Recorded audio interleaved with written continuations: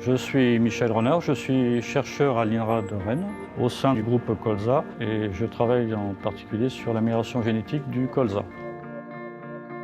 1974, c'est l'année de la récolte du premier colza créé par l'INRA, qui a permis à l'ensemble des acteurs de la filière de prendre conscience de l'impact que pouvait avoir la génétique dans le développement d'une culture. Nous avons intégré le groupe colza en 1978 pour mettre à sa disposition les méthodes de culture in vitro que nous avions élaborées sur le tabac et qui permettent d'obtenir des systèmes de stérilité mâle, c'est-à-dire des plantes femelles, qui sont indispensables pour la production de variétés hybrides à grande échelle sur une espèce comme le colza. Ici à Versailles, on a travaillé sur la production d'hybrides et essentiellement on a identifié les gènes impliqués dans la mitochondrie, le gène de stérilité, et en collaboration avec l'équipe d'Abdelhafid Bendaman à l'URGV à Évry et l'équipe d'origine de Lourdes à Rennes, le gène de restauration de fertilité. Ce dispositif s'est principalement concrétisé par la création d'une association qui s'appelle Promosol, promotion de la sélection des oléagineux, réunissant donc l'INRA et l'UFS, l'Union française des semenciers, tout en regroupant à la fois des spécialistes en génétique, en santé des plantes, en agronomie, en nutrition humaine, nutrition animale, en entomologie, avec comme objectif de soutenir toute activité de recherche permettant d'améliorer génétiquement le potentiel du colza et du tournesol. L'équipe de Michel Renard a eu une contribution majeure sur le développement des hybrides colza en Europe. Les sélectionneurs ont donc exploité ce système d'hybridation et aujourd'hui, les hybrides colza représentent en France plus de 80% des surfaces, 50% au niveau de l'échelle européenne au moins et aussi 50% Canada-Australie. Donc c'est un point intéressant par rapport à d'autres filières,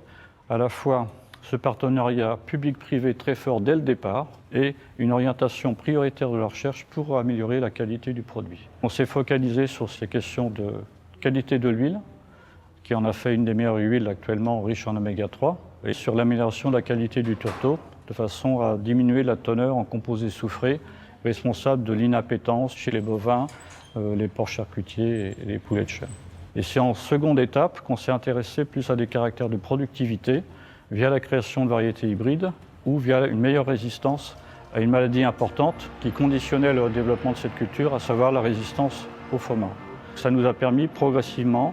de regrouper au sein de ce groupe colza l'ensemble des compétences nécessaires en génétique, en santé des plantes, en agronomie, pour déboucher sur des variétés plus productives, plus résistantes au FOMA et à très bonne qualité en alimentation humaine et animale. Sur cette terrine, on peut observer le résultat d'un test d'inoculation en conditions contrôlées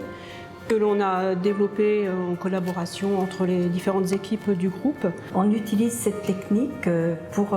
vérifier la fréquence de souches virulentes qui peuvent être présentes dans ces populations. On est capable avec ce test de compléter l'analyse en détectant quels sont les gènes de résistance qui sont réellement présents dans ces plantes. On voit très bien les symptômes de résistance et au contraire des symptômes de sensibilité ici, de la même variété de colza vis-à-vis d'une souche capable de l'infecter, donc une souche virulente. Le système hybride qu'a apporté l'INRA a permis aux producteurs français de renforcer leur compétitivité face aux géants mondiaux que sont l'huile de palme ou les protéines de soja. On peut être fier des progrès génétiques qu'on a pu obtenir